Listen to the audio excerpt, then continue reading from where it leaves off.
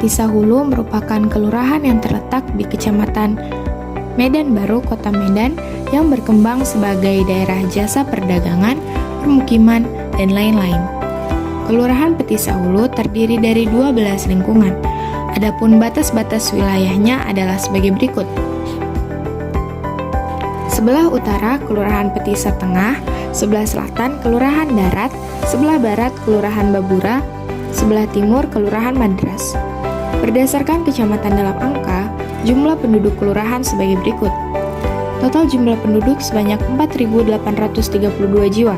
Jumlah penduduk dewasa sebanyak 2.245 jiwa, jumlah penduduk laki-laki sebanyak 2.418 jiwa, jumlah penduduk perempuan sebanyak 2.414 jiwa, jumlah kartu keluarga sebanyak 1.201 kartu keluarga, jumlah kartu keluarga miskin sebanyak 706 kartu keluarga atau sekitar 7,95%. Jumlah penduduk miskin sebanyak 2.828 jiwa.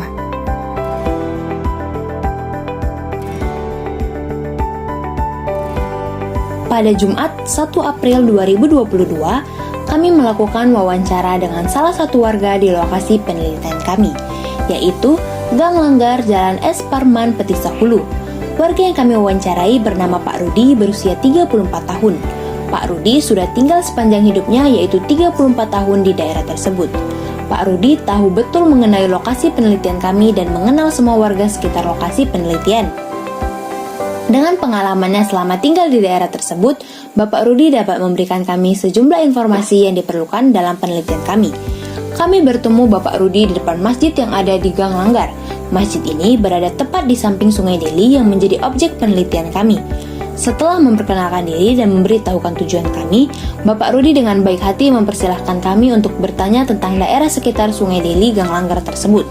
Isi dari wawancara yang kami lakukan dengan Bapak Rudi kami paparkan sebagai berikut. Pertama, kami bertanya mengenai bagaimana peranan pemerintah terhadap perkembangan di daerah Gang Langgar tersebut. Apakah pemerintah memberikan kontribusi dalam melakukan perkembangan pada daerah Gang Langgar tersebut? Bapak Rudi menjelaskan bahwa pemerintah telah memberikan kontribusi dalam mengembangkan daerah tersebut. Pemerintah sering melakukan sosialisasi pada warga yang bertempat tinggal di Gang Langgar tersebut.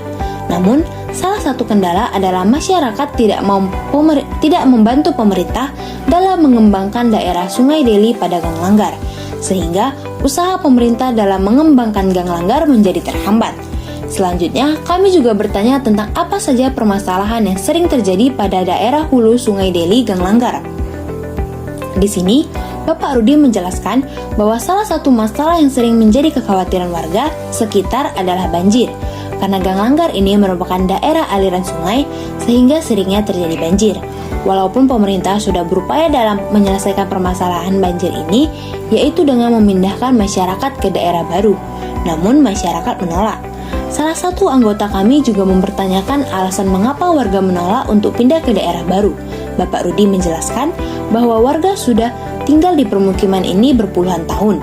Apabila direlokasikan ke daerah baru, warga khawatir tidak dapat beradaptasi dengan baik dan harus membayar sewa rumah.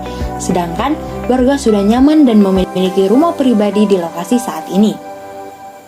Kami juga mempertanyakan tentang bagaimana tanggapan pemerintah mengenai penolakan dari warga setempat. Ternyata, pemerintah sudah melakukan usaha terbaik, yaitu berupa penyediaan lokasi baru sebagai tempat tinggal bagi warga yang direlokasikan. Kami juga mempertanyakan mengenai bagaimana masalah pendidikan di daerah tersebut. Menurut Bapak Rudi, pendidikan di daerah Gang Langgar ini tidak tertinggal. Semua masyarakat masih sangat peduli dan paham akan pentingnya pendidikan. Sehubungan dengan masalah pendidikan ini, dapat dilihat bahwa masyarakat sekitar memiliki pekerjaan yang mumpuni, yaitu rata-rata pekerjaan masyarakat berupa karyawan ataupun membuka usaha sendiri. Berdasarkan informasi yang kami peroleh dari warga sekitar, bahwa ketika terjadi banjir bisa mencapai 4-6 meter jika hujan deras dan 1-1,5 meter jika hujan tidak deras. Warga sekitar mengetahui tanda-tanda akan terjadi banjir seperti airnya akan kotor, deras, dan juga banyak sampah. Cara warga mengantisipasi hal ini, warga melakukan penjagaan di sekitar kawasan sungai. Pembersihan sungai yang tidak rutin dilakukan mengakibatkan sungai menjadi kotor.